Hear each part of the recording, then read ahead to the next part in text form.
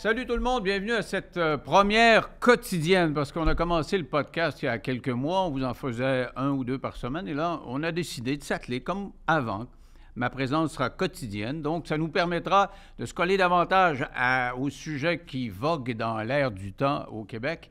Et par exemple, aujourd'hui, on parlera pas mal d'immigration. Vous savez que c'est dans l'air, le gouvernement canadien qui a réitéré son intention de faire venir 500 000 immigrants par année à partir dans 2 ans. En fait, pas dans 2 ans, on est rendu en 24, 125. Là, le gouvernement du Québec dit on est complètement dépassé. Alors, on va se pencher là-dessus avec des patrons, des propriétaires d'entreprises qui demandent, eux, généralement, à avoir plus d'immigrants. Ils en veulent, ils disent qu'il y a pénurie de main-d'œuvre, mais s'il y a quand même des bémols. Et nous aurons avec nous Lino Zambito et Patrick Hardy, que vous connaissez maintenant, puisqu'ils ont participé à l'émission. Nous allons également parler de ce qui s'est passé en fin de semaine en termes de sport. Patrick Roy qui s'en va à New York. On pensait qu'on allait le voir à Ottawa, mais non, il s'en va à New York. Et je ne sais pas, j'ai l'impression que Ottawa en a manqué une. En tout cas, on parlera de ça avec Max Truman qui se joint à nous. Max Truman dans les coulisses que vous voyez, dans lescoulisses.com, assez régulièrement sur Internet. Il va collaborer avec nous assez régulièrement. Donc, il sera avec nous pour nous parler de ça. Nous aurons l'état des marchés immobiliers, particulièrement celui du Québec, avec une jeune courtière issue de l'immigration également et qui fait de belles affaires. Puis elle nous dit que l'année qui s'en vient, ce sera peut-être pas si mal que ça, quoique un peu plus compliqué que ce qu'on aurait imaginé antérieurement. Donc, on parle de tout ça aujourd'hui. On commence avec Lino et Patrick. Salut à vous deux. Bonjour. Alors, le lundi, on aura une espèce de franchise. On va se demander, puis ton week-end? Puis ton week-end, Lino? Beaucoup de routes. Je me promenais à travers le Québec. J'ai des succursales Sushi Taxi, donc j'ai fait la tournée de Drummond, Bromont, Sherbrooke, Saint-Sauveur, Montréal, un peu partout. T'en as combien de ces affaires-là? Là? Je suis rendu à 11 bientôt. Aïe aïe! Donc j'ai fait de la route, puis hier après-midi, puis hier soir, comme tout le monde, NFL. Ah ouais, NFL. Es-tu capable de faire des sushis toi-même? Non, moi j'ai pas ce talent. J'ai pas ce talent. J'ai pas la patience. Patrick, toi, tu fais quoi? Tu es un gars de football aussi? Je suis un fan de football. Je suis un fan des Packers comme toi d'ailleurs. Ouais. Je m'ennuie de l'époque d'Aaron Rodgers. J'aime ce que j'ai vu de Jordan Love. The Pack is back, comme on se disait plus tôt. Je pense que The Pack is back. Sinon, ben, moi, contrairement à Lino, j'ai fait un peu de bouffe. Entraînement, football, sport. Profiter de la belle vue de l'hiver. Tu es un gars en forme, on le voit. Là. Je sais. Lino? Oui, on s'entraîne à l'occasion, à temps perdu. C'est un peu la même chose pour moi. Là. Quand on a du temps à perdre. Quoique, je marche pas mal. Moi, j'ai marché beaucoup. Bravo. Je me suis occupé de mes vaches. J'ai des vaches, imaginez-vous. En avant de chez nous, on avait un champ, puis j'ai acheté j'ai acheté 2 vaches enceintes qui ont eu 2 veaux, puis on a acheté un taureau. Et là, on a le troupeau en avant, et les enfants vont les nourrir avec des pommes. Elles sont très sociables. C'est des Highlands. Connaissez-vous ça, des Highlands? Oui. C'est des vaches là, avec la fourrure épaisse. Ah ben oui, regarde, c'est pour ça. C'est pour ça, dans mon décor, que j'ai choisi cette vache-là. C'est exactement ça. Elles n'ont pas besoin d'étable, parce qu'elles vivent à l'année longue dehors. Donc, on peut aller... Il suffit de leur donner du foin là, pour qu'elles mangent, puis de casser les tanks qu'il y a en avant, puis elles peuvent boire. Donc, on va voir les vaches. Et puis, moi aussi, j'ai regardé le football. Oui. Et un peu désespéré, parce que dans notre famille, on fait des paris, puis j'ai gagné ma saison régulière. Mes finales sont mal. Je suis en train de tout perdre. Que voulez-vous? Allez, on va commencer en parlant d'immigration, puis c'est le fun parce que vous êtes 2 propriétaires et quelqu'un qui est issu de l'immigration, parce que ton père a immigré ici au Québec. Comment tu vois ça, là, comment ça se dessine, là? Le gouvernement fédéral qui commence à reconnaître que peut-être qu'il y a un peu trop d'immigrants, quoique M. Trudeau dit ça n'empêche pas que l'année prochaine, on va commencer à 500 000 par année. Comment tu vois ça? Moi, je trouve ça un peu inquiétant parce qu'il y a plusieurs aspects. C'est bien beau amener des immigrants. Quand mes grands-parents ont immigré en 1956, il y avait un réel besoin. Il manquait de main-d'œuvre, il manquait un peu de gens pour venir peupler ici le Québec. Aujourd'hui, on est au-dessus de 8-9 millions au Québec. Puis là, on continue à amener des immigrants, puis on commence à manquer de logements, on commence à manquer d'utilité pour les instruire et tout ça, les intégrer, leur donner les moyens de réussir. Souvent, je voyais dernièrement qu'il y a des immigrants qui sont arrivés, puis ça fait 8-9 mois qu'ils sont sur l'assistance sociale avant qu'on puisse les intégrer pour de vrai. Fait que je pense qu'on va un peu trop vite, on amène trop de monde pour la capacité qu'on a présentement à les accueillir correctement. Le pire, c'est que je voyais un reportage en fin de semaine, je pense, justement, sur l'aide sociale qu'on leur donne. C'est pas le même type d'aide sociale qu'un Québécois qui a son statut de Québécois, un Québécois qui reste ici un citoyen. Ils en ont moins. T'imagines-tu, avec la pénurie de loyer, là, c'est-à-dire d'appartements, tu vas payer 2-3 000 $, puis tu as 400-500 $ dans le mois. Je ne sais pas trop, je ne sais pas comment ils vont faire pour arriver. Comment tu vois ça, toi? Ben, je suis d'accord avec ce que Lino dit. Puis, si on regarde l'état de nos villes, nos villages, nos quartiers, puis de notre province, on a de la difficulté à soutenir ce qu'on a besoin de faire. Santé, éducation, nos routes, etc. On a de la misère à gérer ce qu'on a actuellement et on en ajoute, en sachant très bien, depuis possiblement là, le début du Airbnb, là, il y a quelqu'un qui a dû voir des signaux qu'on était pour avoir un problème en habitation. C'était clair, c'était écrit dans le ciel. Quand la ville de Longueuil est rendue près de 1000 sans-abri, ce qu'ils estiment actuellement, tu sais, vivre dehors au Canada, c'est difficile, Denis. Puis les immigrants qui arrivent sur une terre d'espoir, l'espoir n'est plus là. Fait que oui, peut-être que les libéraux veulent que le Canada soit une terre d'accueil, mais on n'est pas capable de s'occuper des gens actuellement avec ce qu'on a actuellement. Dans l'époque des parents de Lino, on avait besoin de construire le pays. Là, l'infrastructure, on a de la misère à la maintenir. Et je pense que nos priorités ont besoin de shifter. Et j'ai hâte de voir aux prochaines élections ce que les Canadiens et les Québécois vont dire. Ce qui est compliqué, c'est qu'on a des immigrants temporaires. On a les réfugiés qui arrivent ici. Avant, quand on a fermé le chemin Roxham, on disait une fois que ça va être fermé, on n'aura plus de problème. Ben, ils traversent par là. Et ils viennent en avion. C'est peut-être pas nécessairement le même monde, mais ils savent qu'ils viennent comme réfugiés. Donc, ils demandent la paye s'ils disent on est en danger de mort dans notre pays. Et là, on en prend. On prend les immigrants temporaires pour les boss qui ont besoin de travailleurs. Ouais. On prend les étudiants qui viennent étudier à l'international, qui viennent ici au Québec. Et ils sont payants parce qu'ils paient des frais de scolarité. Et là, on est rendu à 500 000 personnes qui ont des statuts de ce genre-là. Le Conseil du patronat dit, attention, si on se met à couper les quotas, on n'aura plus de monde pour travailler. Vous êtes des boss. Vous la vivez, la pénurie de main-d'œuvre. Qu'est-ce qu'on fait avec ça, là? Si vous n'êtes pas capable d'engager des Québécois qui sont là, ça vaut-tu la peine de continuer d'accueillir 500 000 personnes par année? Moi, je peux vous dire que depuis 8 mois à peu près, on ne vit plus de... Moi, personnellement, je ne vis plus de pénurie de main-d'œuvre. Ah ouais? Non. Même dans la restauration? Parce dans qu'on la disait que ça restauration, oui, mais depuis que les taux d'intérêt ont augmenté, depuis que les paiements, le monde, ils ont de la misère à payer leur loyer, ils ont de la misère à payer leurs hypothèques et tout ça, parce que la pandémie a fait que le monde a dépensé, ils ont investi dans des chalets, ils ont investi dans d'autres autos, ils se sont gâtés. Aujourd'hui, les factures rentrent vite parce que le taux d'intérêt, c'est plus celui qui était il y a 2 ans. Moi, je remarque depuis, comme je vous dis, 7-8 mois, les gens qui recherchent un deuxième emploi, 15-20 heures par semaine pour réussir à payer leurs factures. Alors, tu es en train de me dire que ce n'est pas une pénurie de main-d'œuvre intégrale, c'est-à-dire que c'est des gens qui ont besoin de 2 jobs. C'est des gens qui, au lieu de... Moi j'ai beaucoup de jeunes qui travaillent au sein de nos entreprises, puis ces jeunes-là, à un moment donné, faisaient leurs horaires en fonction de leur besoin de s'amuser, de se divertir et tout ça. Quand il y avait le travail, je disais ça, je m'amusais. Quand il y avait le temps, ils allaient travailler. Mais aujourd'hui, c'est le contraire. Les gens cherchent de l'emploi, ces jeunes-là. Les paiements arrivent, l'auto qu'ils ont acheté, il faut la payer, le taux d'intérêt, les études et tout ça. Donc, moi, je vois beaucoup, puis je suis abonné sur Facebook, Spotted Montréal et tout ça. Le monde cherche des 15-20 heures par semaine. C'est fou, les annonces. Tu postes aujourd'hui que tu cherches un laveur de vaisselle. Je peux te garantir que dans la journée, tu vas avoir une trentaine de CV qui vont rentrer. La donne a changé. La donne est en train de changer. Fait que ramener beaucoup d'immigrants pour combler des postes, oui, qu'on avait de la misère à combler pendant la pandémie, l'ouvrage, puis de la restauration dans le Montréal, le centre-ville, moi, je pense que d'ici un mois ou deux, on va frapper le mur. Donc, des employés disponibles, il va en avoir plus qu'on pense. OK, mais il y a des secteurs. Par exemple, l'agriculture. Il y a plein de jobs que les Québécois ne veulent pas nécessairement faire. J'entendais récemment un patron qui disait, écoutez, moi, si j'ai pas de Mexicains pour faire des récoltes ou pour reconstruire, il y en a un qui construisait des maisons des préfabriquées, là.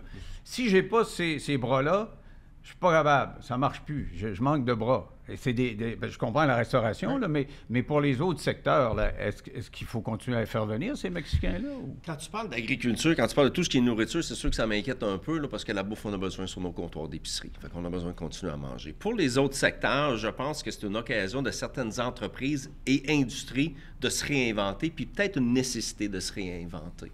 À un moment donné, il arrive un croisement des chemins. Le modèle antérieur fonctionnait pour moi, mais pour des raisons de société, puis malheureusement, il y en a qui vont payer pour ça.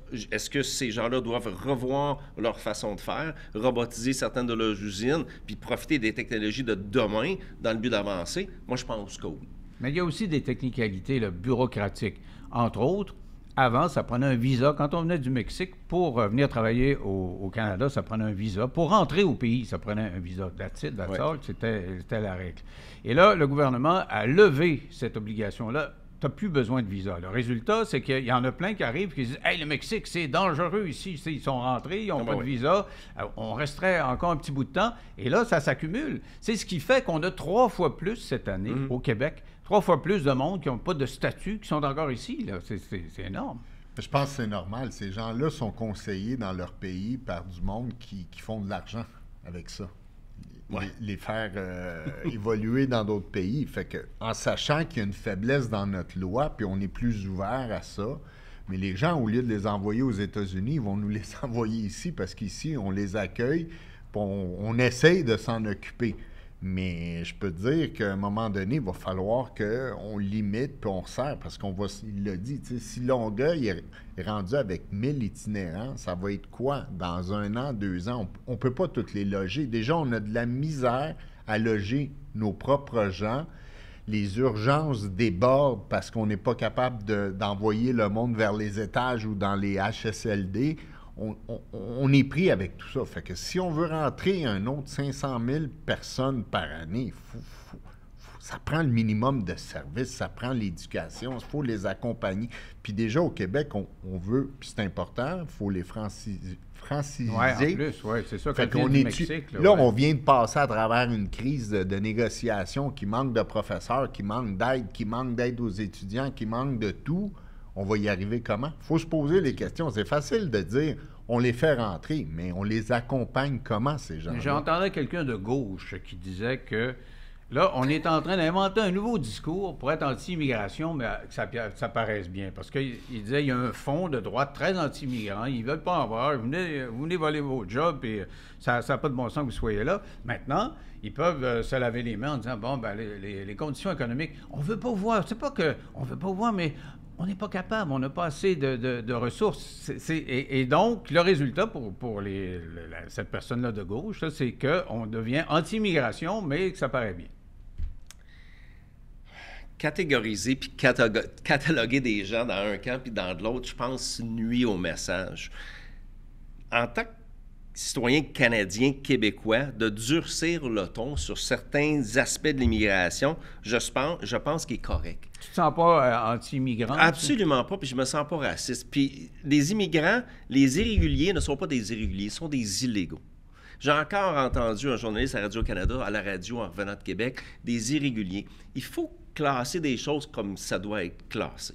Un criminel, c'est un criminel. Un criminel, quelqu'un qui est repenti, mais quelqu'un qui est irrégulier, c'est un illégal. Il faut resserrer certains facteurs, puis même accueillir des gens qui correspondent avec nos valeurs ici aussi au Québec. Oui, ça, c'est fondamental. Et moi, je trouve que trop de bonnes intentions, ça équivaut à mon grand-père disait, trop, c'est comme pas assez. Oui. C'est-à-dire que tu veux accueillir, tu ne peux pas accueillir la misère du monde entier. Puis, tu es chez vous, que tu aies le droit de décider qui va rentrer, qu'est-ce que c'est. Et économiquement, tu fais mon affaire, c'est le fun, tu es un bon citoyen, tu as un bon cursus, tu vas rentrer, puis on va te prendre. mais tu es un criminel d'un autre pays, on ne veut pas t'avoir. Il n'y a rien de raciste là-dedans. Là. Non, il y a rien de raciste. Puis tu disais, on va utiliser le Mexique à titre d'exemple. Si des migrants ils arrivent ici du Mexique parce que c'est dangereux chez eux, mais qu'ils retournent en vacances là 3 semaines par année, bien, c'est dangereux ou ça ne l'est pas? Oui, c'est ça. C'est un bon point. Puis, facile de dire que ma vie est en danger partout. C'est comme s'il y avait une mafia internationale qui tue du monde à tout bout de champ. C'est vrai qu'il y en a que c'est plus dangereux que d'autres, mais je ne sais pas. Le Mexique, si tu tiens loin des cartels de la drogue, ça doit être quand même relativement facile de vivre. Quelqu'un qui gagne sa vie, honnêtement, puis se mêle de ses affaires, je pense pas qu'ils sont en danger. Si tu veux jouer des lignes majeures, oui, mettre leur vie en danger. Mais moi, dans tout ça, le 500 000 d'immigrants qu'on veut rentrer, c'est basé sur quoi? Ça, là, il faut démêler le monde, là, les 500 000. Il y a le 500 000 que le Québec a reçu cette année. Ça, c'est des gens qui n'ont pas de statut. Et la CAQ n'avait pas dit on va accepter ça, ces 500 000-là. C'est qu'avec les programmes d'acceptation de réfugiés, de travailleurs occasionnels et puis d'étudiants, ça a monté à 500 000, 3 fois plus qu'avant. Là, le 500 000 dont tu parles, Lino, c'est le 500 000 que Trudeau s'est engagé à accepter à partir de l'année prochaine. Vous rentrez à 500 000 parce que nous autres, on veut les immigrants, on va être 40 millions dans quelques années. Là tu es en train de dire, compte tenu de ce qu'on vient d'envisager, c'est un peu niaiseux de maintenir ça, ces 500 000-là. Mais pourquoi 40 millions? Là? Excuse-moi. Vas-y. Mais la cible de 40 millions vient de où? Bien, ça qu'ils veulent. Ils veulent avoir du monde, puis c'est un État post-national. C'est comme ça qu'ils voient ça. Trudeau, il voit le Québec comme étant une province parmi tant d'autres. On est juste des citoyens. Puis ces citoyens-là, il y en a qui parlent français, il y en a qui parlent anglais. Il y en a qui mangent de la pizza, puis il y en a qui mangent du sushi. Alors, non, mais ce que je veux dire, c'est que pour lui, il n'y a aucun attachement à la culture, à la nation. Ça n'existe pas, on est juste un tas d'individus. Alors, quand tu raisonnes de même, des individus ont été un grand pays. C'est comme ça qu'ils raisonnent. Fait qu'on est rendu la mère Teresa du monde. Absolument. Puis nous, les imbéciles ici, qui sommes ici depuis, moi, j'ai 54 ans, qu'on paye de l'impôt et tout ça, mais on va s'assurer du bien-être de tout le monde, puis on va s'appauvrir parce que nos services ont s'appauvri. La santé, l'éducation, tout se détériore. Fait que nos enfants, pour qui on s'est battu, puis on a payé de l'impôt pour qu'il y ait une éducation adéquate, vont être pénalisés. Puis, comprenez-moi bien, c'est pas qu'on veut pas d'immigration. Ça prend le bon chiffre qu'on est capable de s'occuper adéquatement, pas un 500 000 lancé en l'air. Moi, tu sais, dans les débats pendant la campagne électorale, le PQ dit 30 000, la CAQ dit, à un moment donné, c'était 40-50. Tu sais, ça se zigonnait dans ces chiffres-là, mais c'était accepté, tu sais, les dossiers, là. Mais c'est plus que ça, là. On l'a dit, il y a plein de gens qui arrivent sans trop de statut. Moi, avoir des immigrants, je ne dis pas « Ah oui, c'est bien », je dis « Il en faut ». Puis quand il y a des immigrants qui arrivent, là, puis qui sont au Saguenay, puis sont à Sherbrooke, je reste en Estrie maintenant, là, puis j'en vois, j'allais magasiner l'autre fois, 2 Maghrébins, puis ils étaient de service, puis ça marchait. Je suis content, ça nous en prend. Mais y a-t-il moyen d'avoir notre mot à dire? Ça, c'est fondamental. Puis de slacker la poulie quand ça va moins bien. Là. Économiquement, ça va moins bien. Alors, le 500 000, M. Trudeau, il pourrait nous descendre ça sans problème.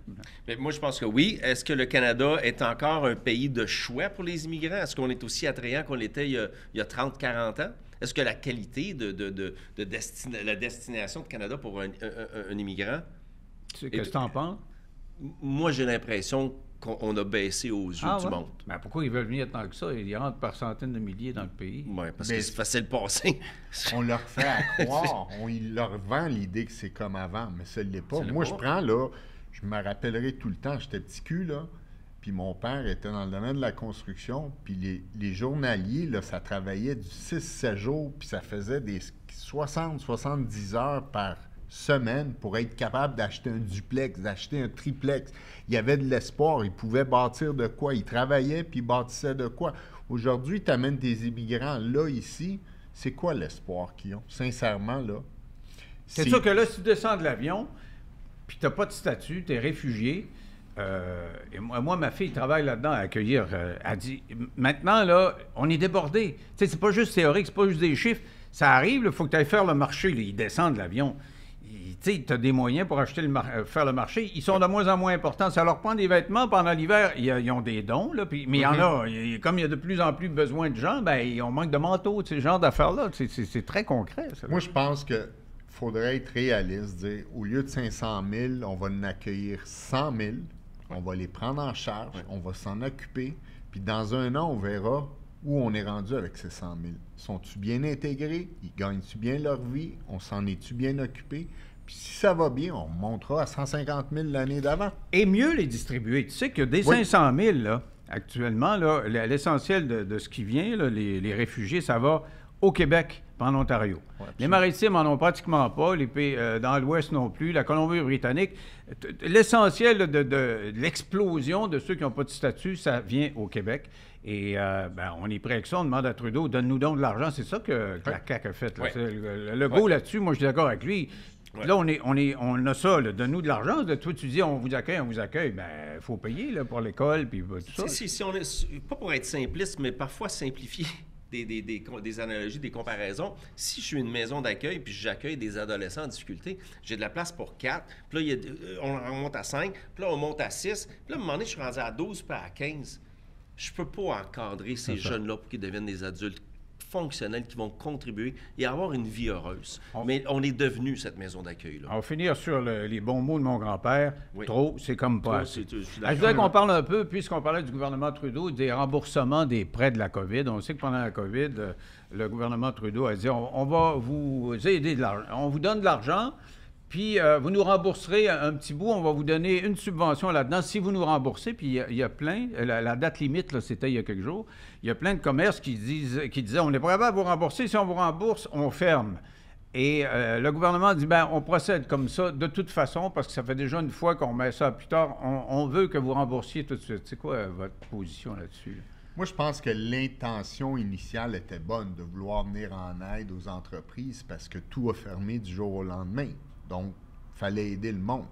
Mais je pense que c'est un programme qui a été attaché tout croche. On a donné ça à tout le monde, at large.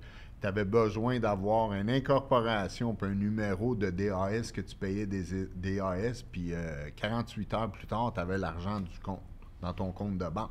Donc, qu'est-ce qui arrive?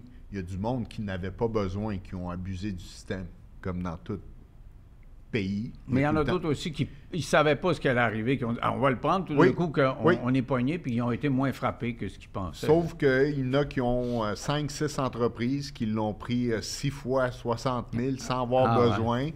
Puis là, ils ont un congé de remboursement, 20 000. Si tu rembourses 40, on te donne 20 en subvention. Donc, 6 fois 20, c'est 120 000 de cadeaux qu'ils ont. Alors, qu'est-ce que tu ferais actuellement avec les commerces qui disent, écoute, si je vous rembourse le prêt que vous m'avez fait, je ferme? Moi, je pense que si l'intention était d'aider vraiment les entreprises, au lieu de demander de le rembourser maintenant, puis les gens doivent se tourner vers les banques pour aller chercher le prêt, pour aller chercher l'argent pour rembourser. Puis là, on le sait, les taux d'intérêt ne sont pas à 5 sont à 11 Fait que c'est des gros paiements qu'ils ont à faire. C'est ça qu'il faut regarder.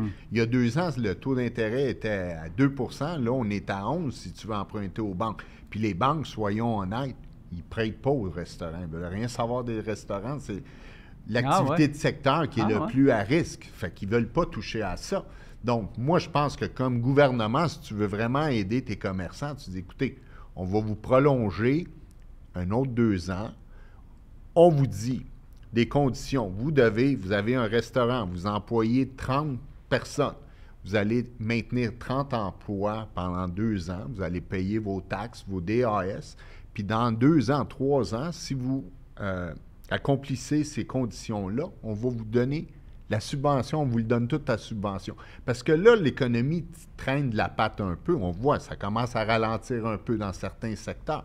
Si on demande à ces entreprises-là, on leur enlève l'oxygène qui leur reste pour arriver à Montréal, les restaurants, on va juste fermer des entreprises, des restaurants vont faire faillite. On attend que les taux d'intérêt baissent, puis quand ce sera potable, là, vous nous remboursez. Mais faites travailler du monde pendant 2 ans, faites-les travailler, puis s'il faut, on va vous donner... On est prêt à donner des subventions à des compagnies de batterie qui viennent du monde entier. On donne des milliards, on leur donne des congés de taxes, on les donne des congés de remboursement, mais le cœur de l'économie, les PME qui font fonctionner l'économie du Québec, mais on les met comme au pied du mur. Comme mon père disait souvent, banquier, quand il fait beau, là, il te donne un parapluie. Quand il pleut, là, ton parapluie, il te l'arrache. Le gouvernement, c'est ça qu'il est en train de faire avec les PME ici au Québec. Là que c'est dur, l'économie, les taux sont plus chers, il y a un ralentissement, il y a une crainte économique, mais là, on exige que ça soit remboursé. Puis le commentaire qu'on a eu de notre premier ministre, je l'ai vu, je suis resté un peu stupéfait. Il a dit, ben là, on l'a prolongé 2 fois, là, c'est le temps qu'on passe à autre chose que de la COVID, on rembourse. Ouais. Ben oui, c'est facile à dire. C'est facile le ton en plus, hein, il était bizarre. Ouais. Comment tu vois ça, toi, Patrick? Je suis absolument d'accord, puis j'aime les idées de Lino, qui est, à mon avis, beaucoup plus connecté à la réalité d'une personne d'affaires que ce qu'on entend des gouvernements. Ce qui me peine un peu de voir, puis oui, je suis d'accord, les restaurants, il n'y a personne qui va à un restaurant pour un prêt pour un restaurant, pardon, un gym et des commerces que les banques ne veulent pas toucher.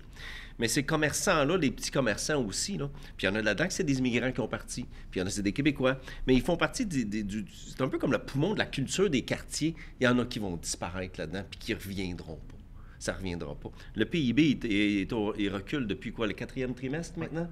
4e trimestre ou 5e trimestre que le PIB recule. C'était pas le moment pour faire ça. Puis si notre premier ministre, Justin Trudeau, pensait jouer au tough là puis se montrer ferme, il a manqué une belle occasion de faire du bien. Il y en a qui disent, particulièrement la restauration, mais d'autres domaines, les entreprises les plus faibles vont fermer, puis on est rendu là. L'économie, on les a soutenues. Là, il y a eu une experte là, qui a témoigné, oui, je me souviens. Bon. mais donc, de toute façon, ton restaurant, il va fermer parce que le monde n'aime plus ça, ta bouffe, et arrête de nous têter de l'argent. Qu'est-ce que tu réponds? Ouais? Mais tu sais, ça, là, Denis, il faut regarder pourquoi on est rendu là. Ils ont tellement injecté de l'argent avec ils ont donné la PCU à tout le monde. Ils ont tellement donné de l'argent aux gens. Fait que l'inflation, elle vient d'où? Qui l'a causé, l'inflation? Moi, je pense que c'est le gouvernement en injectant tellement d'argent. Puis là, parce qu'il faut baisser l'inflation, on joue les toughs, on pénalise ceux qui, pendant 6 mois, on les a fermés, ils n'ont pas pu gagner leur vie, les restaurateurs, les salles à manger. Puis là, c'est encore sur eux qu'on vient frapper. À un moment donné, il faut se tenir debout un peu, puis je pense que, tu sais, moi, je suis le genre, j'aime bien aider les étrangers, puis envoyer de l'argent en Ukraine, puis envoyer de l'argent. Je suis faut s'aider à travers le monde. On peut-tu commencer à s'aider à l'interne, notre peuple qui vit ici, puis qui ont un besoin avant de dilapider, puis aller acheter, envoyer des antimissiles un peu partout. Oui, je suis d'accord qu'il y a un risque pour la démocratie, mais ici, là, comme je vous dis, ça ne sera pas beau tantôt. Dans le centre-ville de Montréal, d'ici 2 mois, là, les bureaux de syndic, j'en ai rencontré 2, ils n'ont jamais été aussi occupés que ça. Donc, ils vont saisir...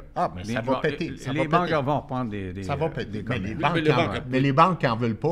Ils n'en veulent pas. Ça va tout passer dans la faillite. Et puis, tu parlais tantôt, là, on arrive là, une journée intéressante pour les restaurateurs, la Saint-Valentin. Faut pas qu'il nous tombe 2 bordées de neige, là. Une le 11 puis une le 16. Là. Puis là, ça, on ne choisit pas. Là. Non, mais c'est parce que ces gens-là, ils comptent là-dessus. Ils vont compter là-dessus pour dire « Oups, je suis correct, je suis bon pour avril, mai, jusqu'à temps que les terrasses ouvrent. » Moi, j'ai peur pour beaucoup de restaurateurs, surtout au centre-ville de Montréal. J'écoutais quelqu'un parler qui disait « Je vais toujours manger à tel restaurant parce qu'il y a un valet là, je ne suis pas obligé de courir du stationnement. » Il y a plusieurs facteurs qui rendent la vie difficile des restaurateurs, surtout quand on se rapproche de Montréal. Ce prêt-là ajoute à la complexité. Puis, je ne sais pas s'il va résister, Trudeau, parce que je n'ai pas vu grand monde applaudir ses déclarations. Là. Je ne sais pas qui était. Mais il y a un paquet de monde qui chantait son nom au UFC en fin de semaine à Toronto. Ils l'ont pas oublié, lui. Moi, je vais assez souvent à Toronto. Puis, dans le centre-ville, une fois, tout était bloqué, la circulation. C'était juste du monde qui promenait. Ils chialaient contre Trudeau, là, avec les pancartes anti-Trudeau puis la musique anti-Trudeau. Hey, juste un mot en terminant, parce que je voudrais qu'on parle du stade olympique. Là, on a vu que Michel Labrec s'en va. Il faut acheter une nouvelle toile et on nous dit que la toile coûterait aux alentours de 700-800 millions, juste mettre une toile. Puis il y a des gens qui disent qu'il faudrait démolir ça plutôt que de payer 700-800 millions. Qu'est-ce qu'on fait avec ça? Là? Moi, ma question, la vraie, c'est est-ce que Michel s'en va ou on le fait partir? Ah, tu ça penses qu'il m'intrigue. est dehors? Moi, ça m'intrigue. Ouais, ouais.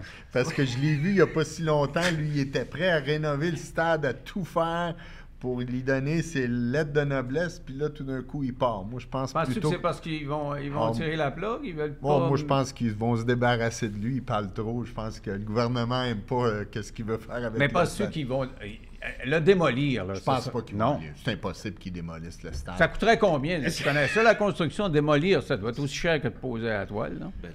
Mais on parlerait de milliards, Oui, oui, sincèrement. Pour démolir? Démolir le pont Champlain, le vieux pont Champlain, ça a coûté 400 millions. Ah ouais. Ah ouais. Puis là, tu as un amas de béton Puis on là-dedans. parle, il y a déjà quasiment 2-3 ans. Ouais. Fait que ça, tout le ciment, tout le souterrain, puis de toute façon, il y a le métro qui passe en dessous. Démolir ça, tu sais, c'est pas évident, là, ça se fait pas. Moi, je pense pas que le gouvernement va aller là. Ils vont essayer. Moi, je Comme pense... contribuable, il dirait, là, on annonce 800 millions, on s'achète une belle toile neuve. Moi, qu'est-ce que je pense, là? Ils devraient vendre ça. À Au qui? privé. C'est qui veut acheter ça? Au privé. Il n'y a pas de game de football, il n'y a pas de game de Le baseball. privé va faire de quoi? Ils Ça, vont c'est faire bon, des... ça. Ils vont C'est vendre bon, ça au ça. privé. Ils vont... Un peu comme Molson a fait. Personne n'en voulait. Le privé a ramassé ça. Ils vont réinvestir. Ils vont faire de quoi d'intelligent. Des condos dans le stade olympique. Ils vont trouver de quoi, je te Ouais. le dis. Sauf que jusqu'à temps que ça reste dans les mains du gouvernement, on va juste, comme citoyen, mettre de l'argent, puis ça fait, quoi, 20 ans là, qu'on parle de la toile, et on n'est pas Pas, plus mais avancé. ça, depuis, elle n'était pas là quand on a eu les Jeux olympiques, il n'y avait pas de toile. Puis quand c'était le temps de la mettre, ils l'avaient entreposée, ils se sont rendu compte que les mal entreposées étaient toutes brinque-ballantes. 87. Ça leur a tout coûté de 87, l'argent. une nouvelle toile. L'année d'après, elle a déchiré. 98, une nouvelle toile. L'année d'après, elle a ça. déchiré. Il y avait 15 000 réparations dessus. Elle avait séché dans l'entrepôt. Oui, oui. On a 2 cm, puis il faut La- la CNSST Ah ouais. barre l'accès. Fait que, tu sais, à un moment de moi, je te le dis, la solution, qu'on vende ça au privé, puis ils vont Ah, vous trouver... n'avez pas pensé à ça? Moi, Je ils suis vont d'accord avec trouver ça. de c'est une quoi bonne idée. d'imaginatif à faire. OK, je te le donne, moi, l'entrepreneur que t'es, si tu fais quoi avec ça? 2 bâtons de dynamite, je laisse ça au pays.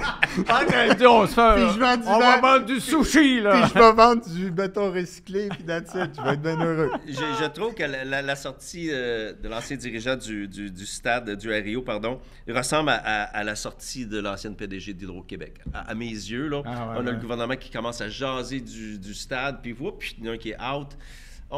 Avant Nordvolt, ça commençait à parler d'électricité, de revente d'électricité. On liquide l'ancienne PDG Madame Brochu. Brochu, C'est Ça ça. sent un peu la Diane Lemeux aussi. à Ouais, c'est ça. CCQ. Moi, Et boy, je suis très pessimiste par rapport à des projets gouvernementaux comme ça, où ce qu'on parle d'un toit, d'un anneau technique. Mais ça fait c'est 3 fois pourquoi, qu'on se présente en au mettant un bâton, toit, puis c'est on pour est... faire quoi? On rien. ferait quoi? On a... On n'a pas de football, puis on n'a pas de Écoutez, baseball. la créativité du gouvernement actuellement nous a livré le panier bleu. OK? Je sais pas ce qu'ils vont faire Ah, la avec ça. peinture en bleu? Ben Ça va oui. être beau. Fait que excusez.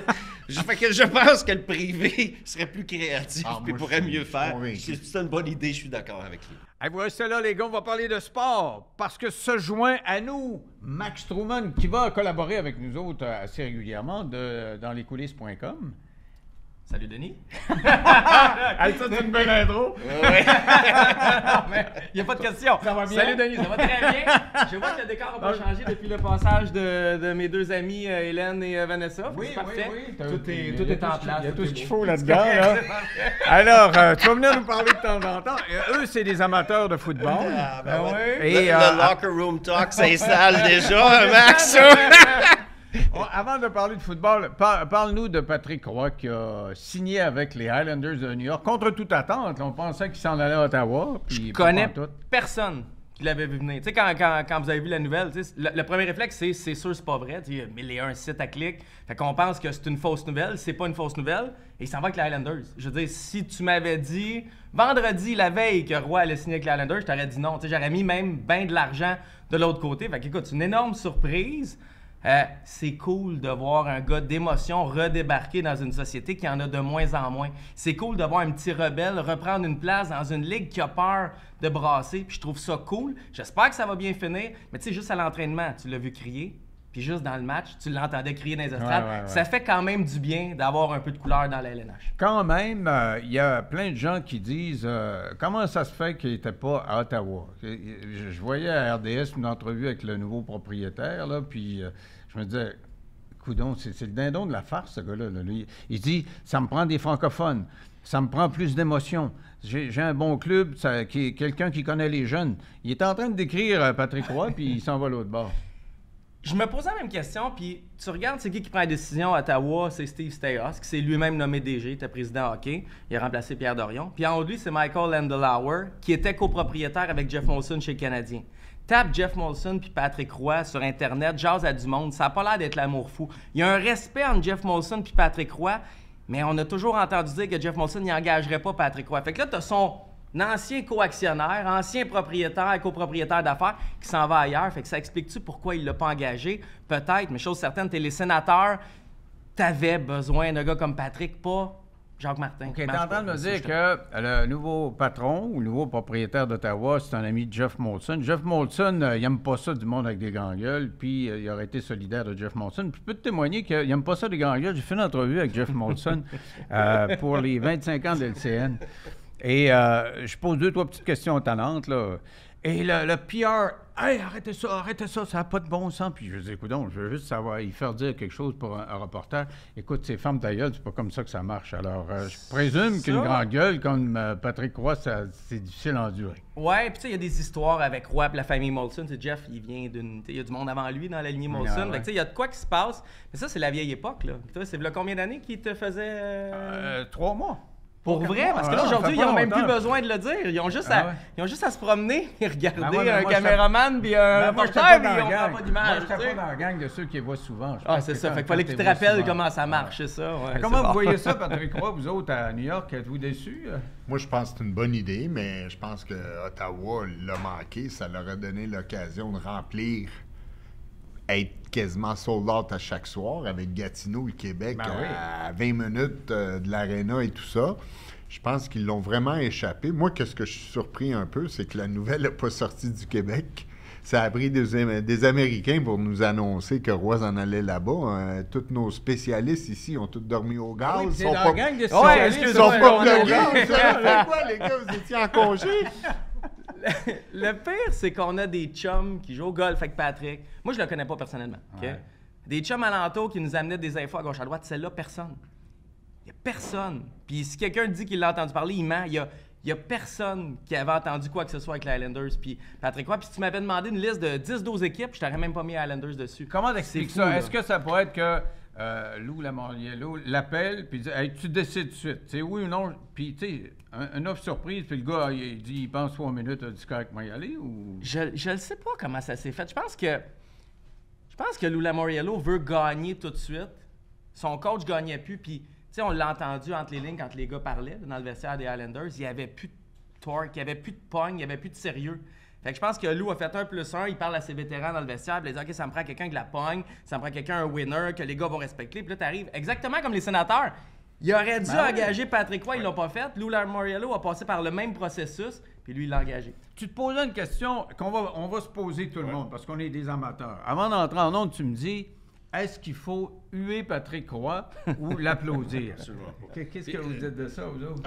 Parce qu'il va jouer le jeudi. Ouais. Les Islanders sont Patrick petits. Roy il ne voit pas, mais son équipe. Patrick Roy est un des grands du hockey, un des grands qui est passé à Montréal, et il s'en va dans une des dynasties de la Ligue nationale. Et il n'a pas eu beaucoup de dynasties. Tu pourrais en parler peut-être plus longuement. La dynastie du Canadien, la dynastie des Islanders, à l'époque de Mike Bossy. Moi, je trouve que c'est un fit fantastique. Mais ce que j'aime du fait que la nouvelle n'est pas sortie, est-ce que ça nous démontre que Patrick Roy a amené cette maturité-là? Juste cette retenue-là, juste assez. Il est capable de tirer sur ses propres guidons, puis pas parler. Puis est-ce que ça, il va être en mesure de canaliser toute sa passion puis sa fougue pour faire gagner ces gars-là? Penses-tu qu'il va être hué? Moi, je pense que ça va être un accueil absolument chaleureux et ça risque d'être même touchant. Ah oui? Qu'est-ce que t'en penses, Je pense que le monde va l'acclamer. Ça va être extraordinaire. Faut pas aller là. Ils ont applaudi Jonathan Drouin. Jamais pas quand il y avait la rondelle sur la glace, mais avant. C'est une idole à Montréal, Patrick Roy. Puis, tu sais, les Canadiens, ils n'ont pas donné sa chance comme entraîneur ou comme au sein de l'organisation, puis ils ne méritent pas d'être hués, loin de là. Puis si les gens vont là, mais je pense que va falloir se regarder dans le miroir le lendemain matin. Alors, Je Max, suis il y a pas juste d'accord, toi, mais- il y a Ouais, juste c'est toi ça. qui s'est creusé la tête là-dessus. Nous autres, on est sûr que tout le monde va l'applaudir. Jonathan Drouin arrive à Montréal, on l'applaudit quand il rentre sur la glace, on l'a eu quand il touche à la rondelle, on l'applaudit quand il y a une passe, on l'a eu par après quand il touche à la rondelle, et on y fait une ovation dans pause quand il y a une vidéo hommage à lui. T'es en train de dire qu'on a un public bipolaire. Je suis en train de te dire ça, mais je peux pas le dire parce que ça va offusquer des gens, mais à peu près ce mot-là. Mais c'est vrai, hein? Tu sais, si on nomme de bipolarité partisane, on reçoit des messages pour vrai. Alors, on peut plus dire ça, mais je pense que ça va être la même chose. Il va y avoir un moment dans la soirée où quelques imbéciles vont trouver le moyen de partir un mouvement de huée envers Patrick Roy. Je suis convaincu, j'espère me tromper, là. On va l'ovationner, c'est sûr qu'on va l'applaudir, mais il va y avoir un moment ou deux où on va le huer, j'en suis convaincu, malheureusement. Sauf qu'il ne touchera pas à Puck. Ouais. Il ne fera pas de descendre sa glace. Ben oui. Ils vont le présenter. Moi, je pense qu'il va être acclamé. S'ils perdent, on va entendre des huées. Là. Les Canadiens perdent et on va entendre des huées en général, mais je pense pas qu'ils vont viser l'individu. On serait bien imbécile à Montréal de faire ça. Il nous a amenés à des niveaux de Non, mais je suis hockey. d'accord avec toi, Mais mais moi, est-ce je pense que, pas. est-ce que ça va se passer comme ça?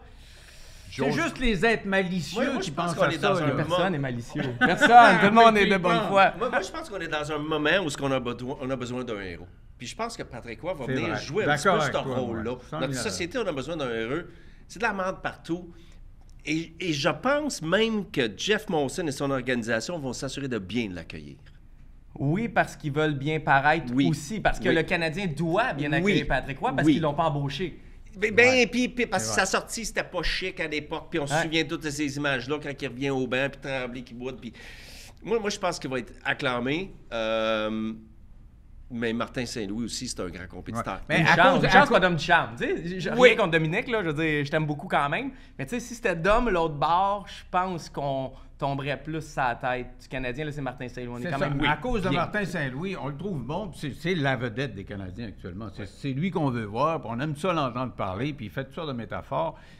Comme c'est lui contre Patrick, c'est sûr qu'il y a moins d'acrimonie. Alors là, tu vas me parler un peu de football.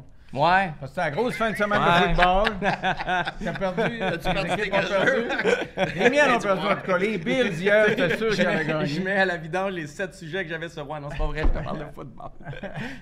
Moi, j'ai une question, vous autres. Écoutez-vous le football pendant l'année? Tu sais, pendant la saison, à toutes les semaines?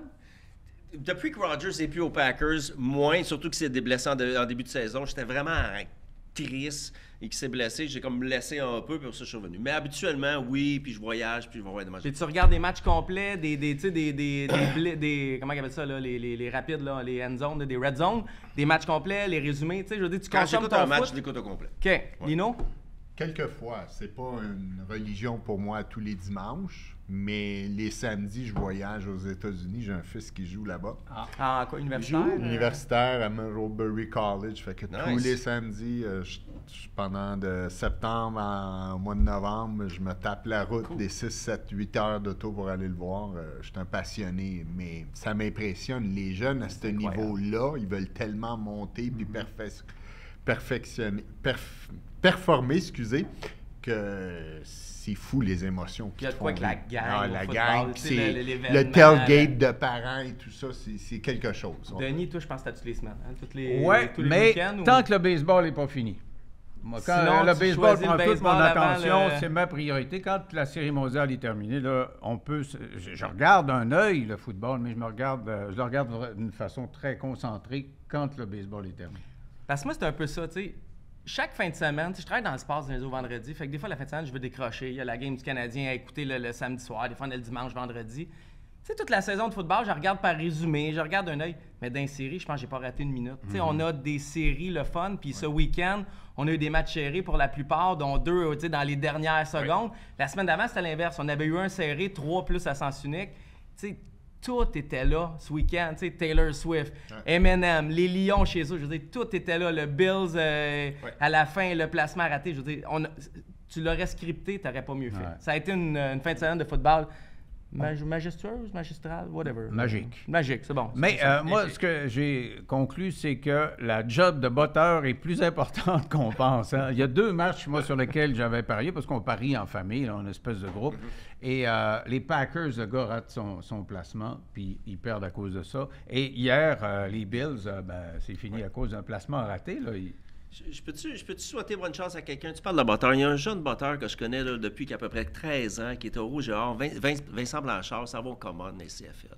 Fait que si t'écoutes Vincent, je te souhaite que ça se passe. Salut Vincent. Le futur est dans le botté. Oui. Mais OK, mais c'est tes tellement prédictions, là, spécial. pour Mais je sais pas c'est quoi mes prédictions, mais tu sais, je botter sais pas, là. moi Non, non mais plus. je me suis pas. Il est trop tôt. Ah. On connaît pas encore tous les blessés. On n'a pas tout analysé. On est encore en train de digérer l'autre match. Mais Botter, là, je suis curieux, tu le connais. Qu'est-ce qu'il faisait à 10 ans? Il joue au soccer sûrement? Joueur de soccer. C'est ça. C'est souvent des joueurs de soccer Joueur de soccer. qui se réinventent. Joueur de soccer. Puis très jeune, dans la salle de sport, faire des squats, puis des deadlifts, puis des squats, puis des deadlifts, puis de la C'est une discipline. job folle. Puis le botteur est un petit peu comme le goaler. Je dirais pas gardien, parce qu'on va dire goaler. Je pense que ça l'identifiera. Tu sais, c'est le gars à part, c'est le gars que tu passes de héros à zéro, d'un jeu à l'autre. Ah, ouais, Ça doit être extrêmement difficile dans la En tête. tout cas, le gars des Packers, ils ont dit, après qu'il est raté, ils ont dit il a réussi aucun botté de 40 verges et plus depuis je ne sais pas trop combien de parties. Je pense qu'il est à la porte, là, parce qu'il y en avait un bon autrefois. Crosby était bon. Là. Il n'a pas embarqué dans le même avion sur le retour, je suis sûr. S'il était là, il n'a pas parlé fort. C'est sûr qu'il était dans Ça le doit être fond. bien dur pour la morale. Alors, en terminant nos prédictions à tout le monde, là, pour gagner le Super Bowl, là, non, disons l'équipe qu'on va préférer dans les 4 prochaines. Là, il reste 3 parties. Ouais. Dans les 4 qui restent, là, qui survivent. Moi, c'est Ben- les Chiefs. J'ai trouvé Mahomes en pleine possession de ses moyens, mais je le trouve beau à voir. OK. Alors, les Chiefs. Je sais pas qu'est-ce qui va arriver, mais je veux un Chiefs-Lyon. Je veux le Eminem contre Taylor Swift. Je veux le spectacle. Il y en a qui aiment pas ça, Taylor Swift.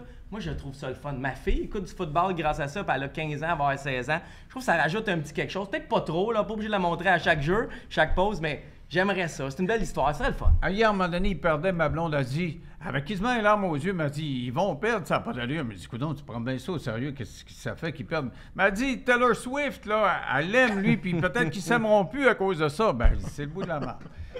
Qu'est-ce que tu penses de... J'ai de toujours ça? aimé le underdog, fait que oui, j'aimerais ça voir Lyon Chiefs, Ah ouais. puis j'aimerais ça voir les Lions pousser. Je pense que Ouais. Détroit, Ça fait 100 ans la qu'ils ont ville de gagné, Détroit mange des uppercuts depuis 50 ans, et ils mériteraient quelque chose. Ben d'accord. Toi, Lino? Moi, je vais avec les Chiefs. La logique, je pense qu'ils vont remporter ça.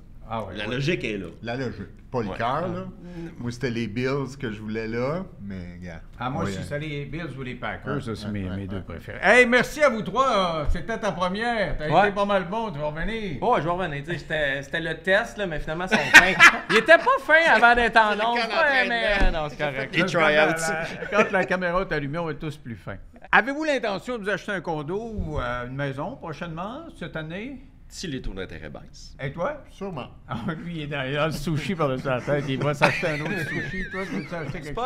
C'est pas dans mes plans. Bon, si vous voulez savoir si les taux d'intérêt vont baisser, ce que ça va vouloir dire pour le marché immobilier, au retour, Marcha Saint-Jean qui est courtière. Alors, ceux qui sont abonnés, elle sera avec nous au retour. Et ceux qui ne le sont pas, ben, allez vous abonner, vous pourrez la voir ou revenez-nous demain.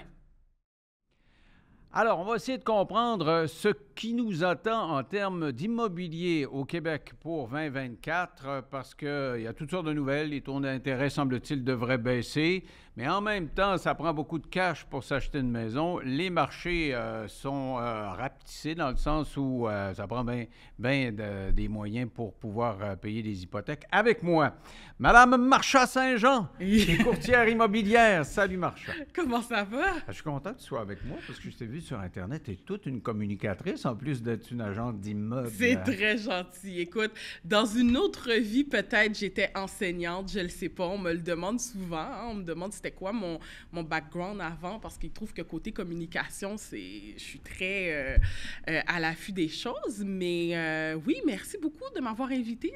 J'apprécie beaucoup. Alors, comment tu as commencé ça? Parce que c'est surtout sur les réseaux sociaux qu'on te remarque. Ouais. Là. Alors, je pense que tu as commencé pendant la pandémie. J'ai commencé pendant la pandémie en 2020. Plus précisément, moi, avant d'être courtier immobilier, j'étais éducatrice à la petite enfance. Ah, donc?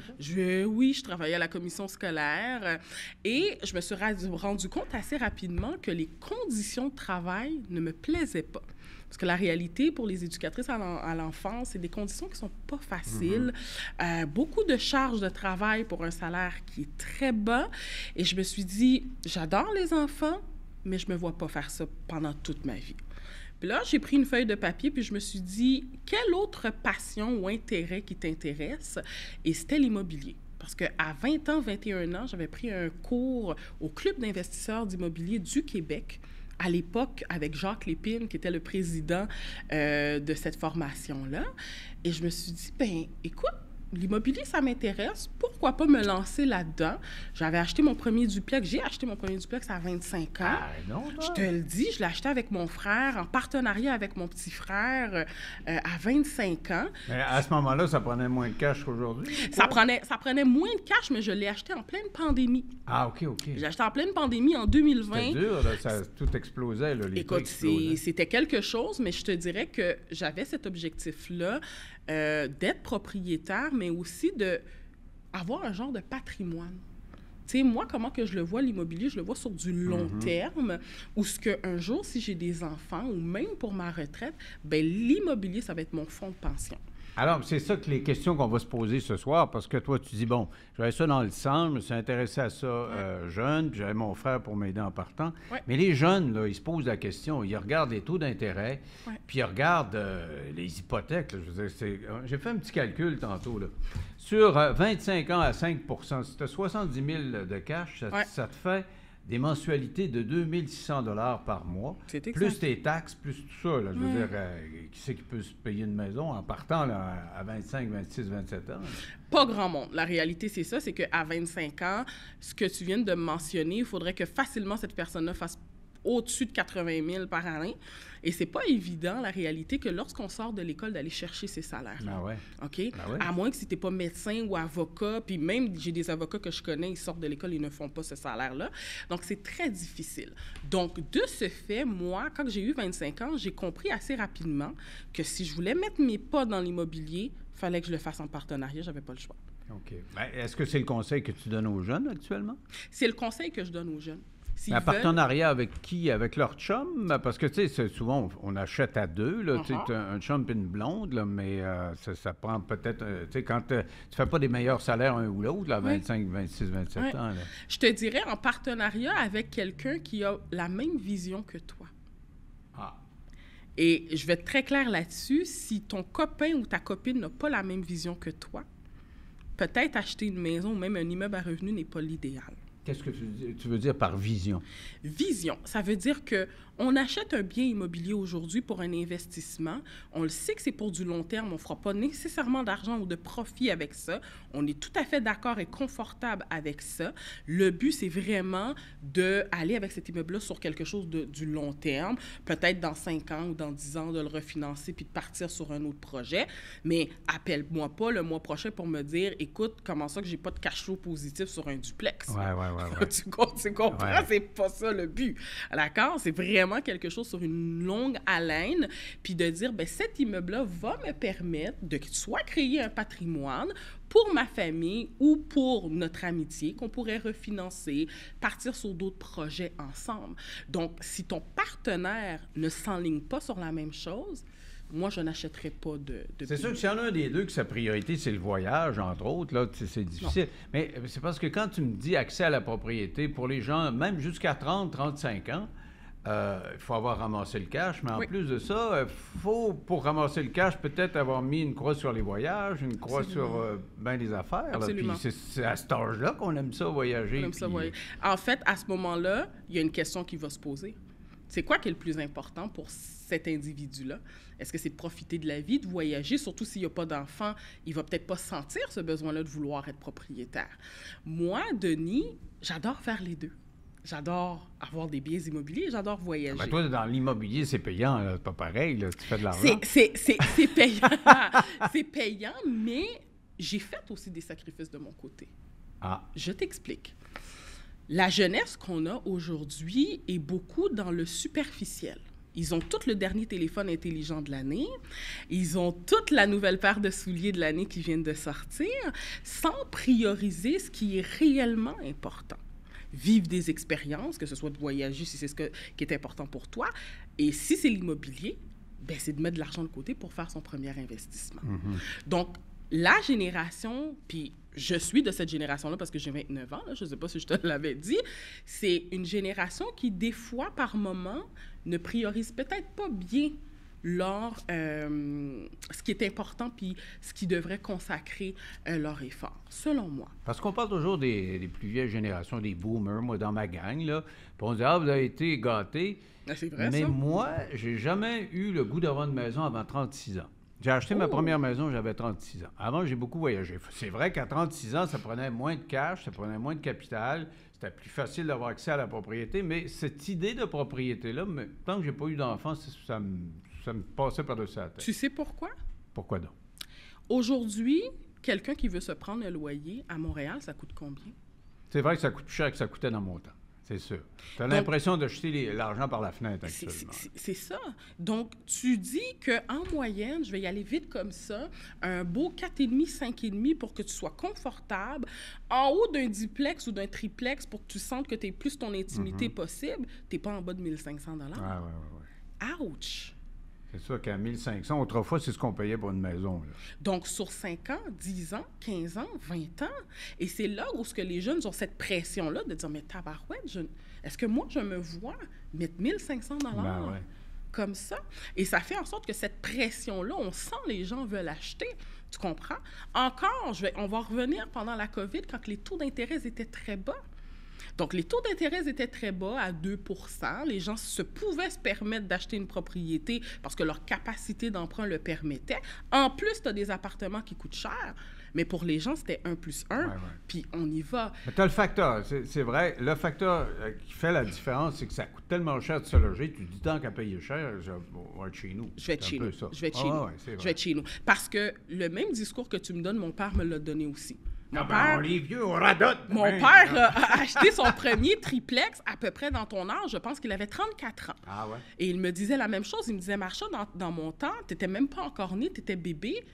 Les loyers, on te donnait des mois et des mois de loyers gratuits parce qu'ils voulaient que tu prennes leur appartement. Ça construisait beaucoup à l'époque aussi. Écoute, le chauffage, l'électricité, tu pouvais t'arranger que ça soit payé par le propriétaire. C'était quelque chose. Il n'y a jamais personne à l'époque qui aurait pensé qu'on serait rendu dans un marché comme ça actuellement, où il faut que tu cours pour trouver un appartement, que tu te battes en compétition avec d'autres personnes pour trouver un appartement. Là. Alors, comment voir la suite des choses? Parce qu'on nous prévoit, mais c'est difficile de savoir. Moi, quand ils me prévoient quelque chose, les économistes, comme la météo, ils sont capables de dire, ils t'expliquent plus ce qui s'est passé après qu'avant. Bon, mais disons qu'il y a des baisses d'intérêt qui sont prévues là, fin de l'été. Là. Est-ce que ça va faire quelque chose en termes de vente? Ça sera plus facile? Il y aura des meilleures ventes? Les maisons vont prendre la valeur? Comment tu vois la suite des choses? Ça va être un petit peu plus facile, mais ce que je veux mettre au clair, puisque je veux que les gens comprennent, c'est que je ne crois pas que les taux d'intérêt vont rebaisser à du 1 ou 2 %. Non, je veux qu'on soit clair là-dessus. En toi et moi, ça n'avait pas d'allure, 1 ou 2 %. Okay. Moi, quand je voyais ça, 1 %, je me souviens d'avoir entendu à la radio quelqu'un qui disait hey, « moi, j'ai du 1 %. 1 %? Ouais. Tu t'es rendu compte, toi, parce que moi, la retraite, ça s'en vient, là. S'il me donnait du 1 % pour l'argent que j'ai ramassé dans ma vie, je ne vivrais pas gras, là, tu comprends? Non. Et aussi, Denis, ce que les gens ne réalisent pas, beaucoup de gens vont acheter une propriété en se basant sur le taux d'intérêt actuel. Mais dans 5 ans, lorsque je vais renouveler mon hypothèque, il ne sera plus probablement au taux d'intérêt que j'avais eu. On ne sait jamais ce qu'il y aura dans 5 ans. On ne sait jamais. Ouais. Donc, lorsque un acheteur m'appelle et me dit « Marsha, je veux acheter une propriété parce qu'en ce moment, les taux d'intérêt sont à 2 % puis il faut que j'en profite », je lui dis « Parfait, mais est-ce que tu sais que dans 5 ans, fort à parier, que tu n'auras plus ce pourcentage-là? Es-tu à l'aise avec ça? » Donc, il faut que financièrement, tu planifies que ça pourrait monter de 10-15 % tes montants. Là, Denis, mensuels. tu dois faire la même chose que la banque va faire. Parce que la banque, elle le fait, ce calcul-là. C'est juste que les gens ne le savent pas. Comment elle fait ça? Explique-nous en fait, c'est que la banque, le taux d'intérêt, il est à 2 % présentement. Elle va te préqualifier à du 3, 4, 5 %. C'est comme ça qu'elle fonctionne, la banque. Pour que s'il y a des augmentations du taux d'intérêt, techniquement, que tu puisses être capable de te le permettre. Mais ce que la banque ne réalise pas, c'est que la personne qui a acheté sa propriété aujourd'hui a du 2 %. 5 ans plus tard, elle est peut-être rendue avec un prêt d'auto. Ses enfants sont peut-être à l'école privée. Sa carte de crédit a peut-être augmenté, qui fait que l'augmentation du 5 %, la prévision que la banque avait faite que cette personne-là serait capable 5 ans plus tard, malgré une augmentation, de couvrir les frais, bien, cet acheteur-là n'est pas capable parce que son ratio d'endettement a augmenté. il est rendu avec un nouveau char. Ses enfants vont à l'école privée. Ouais. Sa carte de crédit a gonflé, la marge de crédit. Donc, sa situation financière n'est vraiment plus qu'est-ce qu'elle était il y a 5 ans quand il avait pris son taux d'intérêt à 2 %. Donc, ça fait en sorte que cette personne-là, le 5 % que tu veux l'obliger à prendre, il n'est pas capable. Mais ce qui explique les prix, parce que ça a monté beaucoup, il y a eu la pandémie, Oui. mais c'est la pénurie de... On parle souvent de la pénurie de main-d'œuvre, mais la pénurie de logement. On manque de logement. Est-ce qu'on en manque tant que ça? Toi, tu le vois là, sur le plancher des vaches, passe-moi Oui. l'expression. Là. Est-ce Oui. qu'on en manque tant que ça? On en manque tant que ça. Je vais te donner un exemple concret. Il y a 1 mois, j'ai une cliente qui me demande de mettre une location, un appartement à Montréal-Nord, dans le secteur où j'ai grandi. Un 5,5 à 1 650 $. J'ai mis l'annonce sur Centris, sur toutes les plateformes, et j'ai fait une genre de visite libre, parce que je suis courtier immobilier, puis je ne peux pas me permettre de me déplacer plusieurs fois. Et dans la visite libre, il y a eu 35 personnes qui sont venues voir cet appartement. Mais sur les 35, moi, je peux en prendre juste un.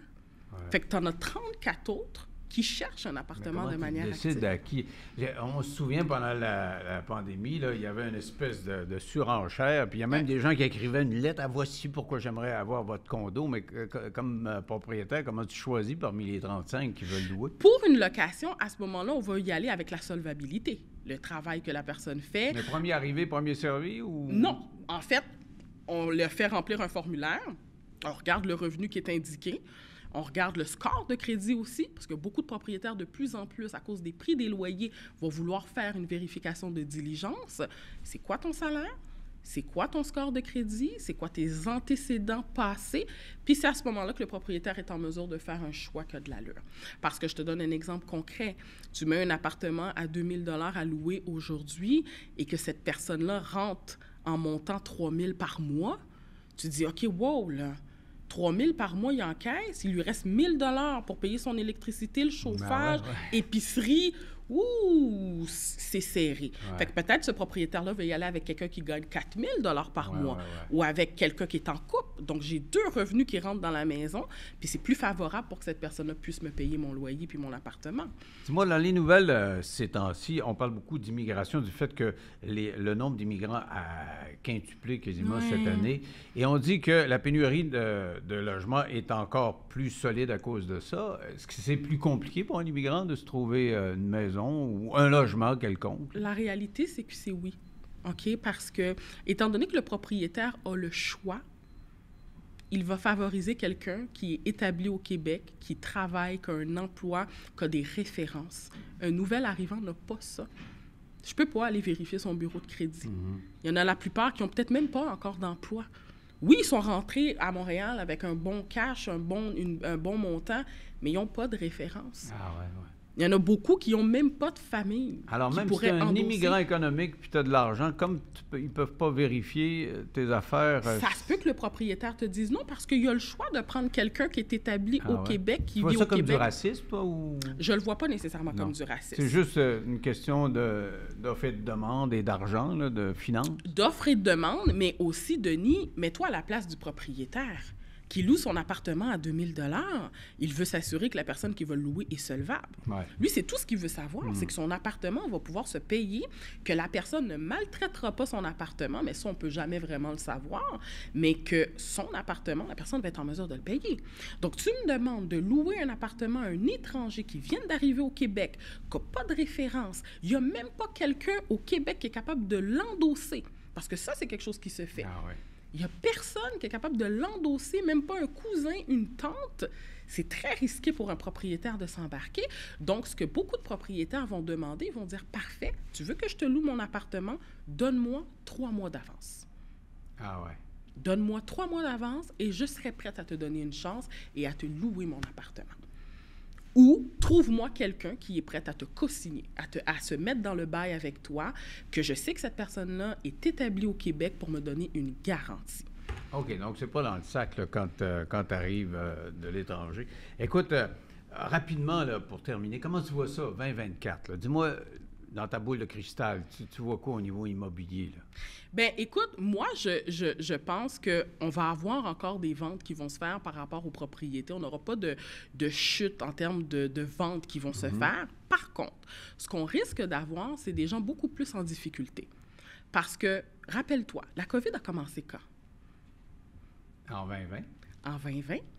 En moyenne, les gens qui prennent une hypothèque vont prendre une hypothèque soit de 3 ans ou de 5 ans. Ah, ouais. Et là, ça frappe fort. On se ramasse avec des taux d'intérêt de 5 %. Beaucoup de personnes, probablement, vont avoir de la difficulté à pouvoir renouveler leur hypothèque. Donc, est-ce que ça veut dire des bons coups pour un acheteur éventuel? C'est-à-dire que toi, tu es plus à payer ta maison, tu dis, bon, il faut que je la vende. Des bons coups, mais un instant. Le réflexe des banques présentement, si tu as de l'équité sur cette propriété-là, ce que la banque va te proposer, c'est de repousser ton amortissement pour avoir les mêmes paiements sensiblement que tu Tu vas payais. payer plus longtemps. Au Tu début, vas tu payer devais plus payer pendant longtemps. 20 ans, on va te monter ça à 30. Mais tu gardes ta maison, Denis. OK. Parce que mets-toi à la place d'une famille qui a 4-5 enfants, tu lui dis demain matin de Mais vendre c'est sa mieux qu'avant. maison. Tu sais, moi, mon père était notaire. Pendant la crise en 80, quand les taux d'intérêt ont monté à 23 on parle de taux hauts à 5 ben 23 c'était quelque chose. Tout ce qu'il faisait comme notaire, c'était des reprises de finances. Ça l'écœurait bien d'aller travailler parce que c'est comprends. les banques qui reprenaient. Et les gens étaient plus capables de parler de payer à 23 imagine-toi. Ça n'avait pas de bon sens. Mais les prix des propriétés, par contre, n'étaient pas celles qui sont aujourd'hui. Non. Donc, c'est une bonne année, finalement, que tu es en train de me dire. Là. Oui, ça va être une bonne année. OK. C'est selon ma boule de cristal, c'est ce que ça me dit. Alors, nous autres, on t'a trouvé bien bonne. C'est pour ça que je t'avais invité aujourd'hui. Puis, on aimerait ça que de temps en temps, là, que tu viennes Que nous je donner puisse venir, bien sûr. un petit diagnostic de l'état du marché. Ça va me faire plaisir. Merci beaucoup, ça a été fort apprécié. Merci. C'est tout pour aujourd'hui, nous autres. Vous savez qu'à partir de maintenant, là, on est au quotidien. Donc, il y en aura un autre demain, puis on vous y attend. Bye.